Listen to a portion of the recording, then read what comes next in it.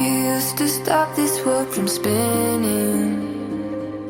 Like Superman, you were the... Hello, football lovers.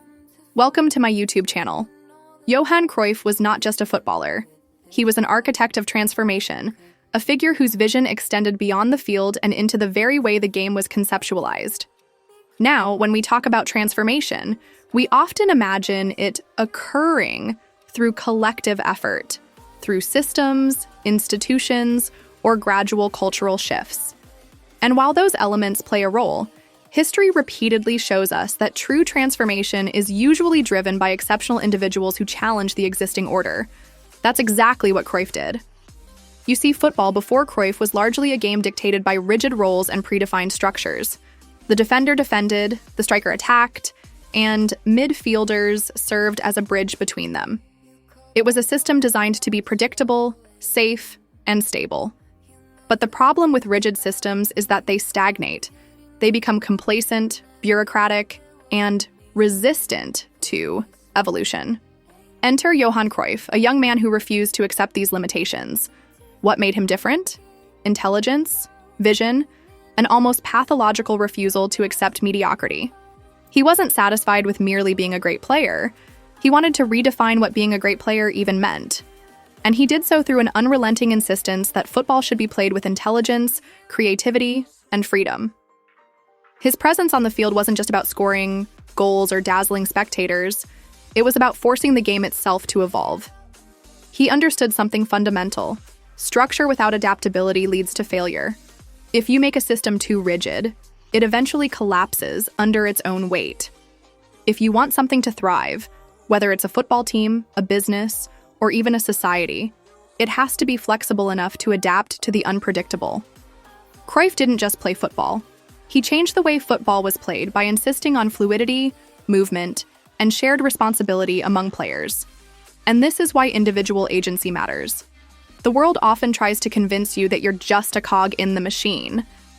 That change is beyond your grasp. That systems are immovable. But that's not true. History belongs to the individuals who refuse to accept the status quo, who look at an existing structure and say, "This can be better." Johan Cruyff was one of those individuals. He saw a game bound by outdated conventions, and instead of conforming, he tore down those barriers and built something new. His influence didn't just stay on the field. It expanded into coaching, strategy, and even philosophy.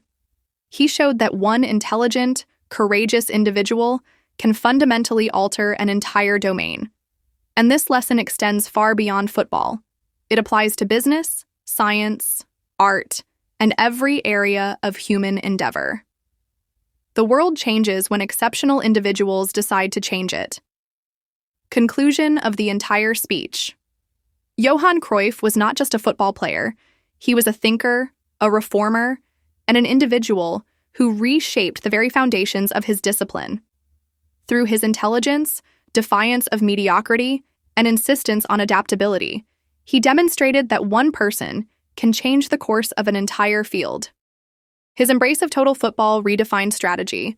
His discipline and responsibility crafted a legacy of excellence, and his intellectual approach to the game revealed the power of the mind in high-stakes competition.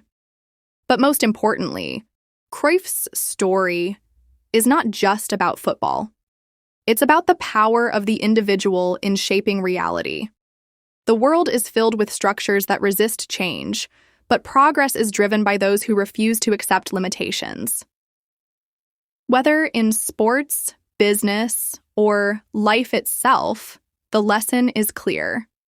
Mastery, intelligence, and a relentless pursuit of excellence can reshape the world. And Johan Cruyff, through his genius and defiance, did exactly that.